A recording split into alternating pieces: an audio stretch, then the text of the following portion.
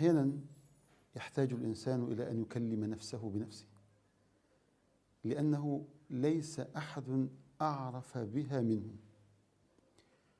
ولأنه إن لم يفعل معها ذلك أوردته المهالك. سيدنا عمر بن الخطاب أثر عنه أنه كان يكلم نفسه كما يكلم صاحبه. سيدنا علي بن أبي طالب قال أحدهم في وصفه: كنت أدخل عليه فأجده يقلب كفه ويكلم نفسه. وحكوا أن رجلا من المسلمين في معركة من المعارك قبل أن تبدأ المعركة سمعوه يكلم نفسه ويقول: أي نفس، أو كلما خرجت بك في سبيل الله قلت لي ما لك وعيالك فأرجع، كلما خرجت بك في سبيل الله قلت لي ما لك وعيالك فأرجع، والله لأعرضنك اليوم على الله عرضا قبلك أو تركك.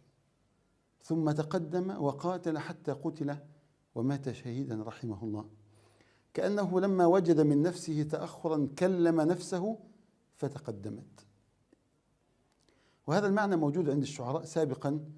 أو العتاهية مثلا كان جل شعره في الزهد وفي الرقائق وفي إيقاظ النفس يكلم نفسه ويقول: يا نفس قد أزف الرحيل وأظلك الخطب الجليل، فتأهبي يا نفس لا يلعب بك الأمل الطويل، فلتنزلن بمنزل ينسى الخليل به الخليل، ولا يركبن عليك فيه من الثرى ثقل ثقيل، قرن الفناء بنا فما يبقى العزيز ولا الذليل، إني أعيذك أن يميل بك الهوى في من يميل، والموت آخر علة يعتلها البدن العليل، ولرب جيل قد مضى يتلوه بعد الجيل جيل، ولرب باكية علي غناؤها عني قليل.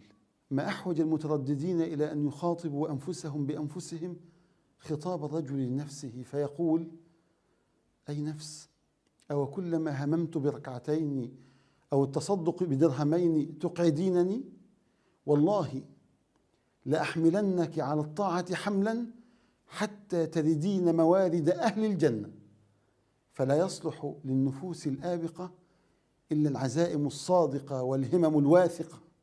أخي، أطلق العزمات واصرخ في النفس الصرخات تلو الصرخات قبل فوات مواسم الرحمات.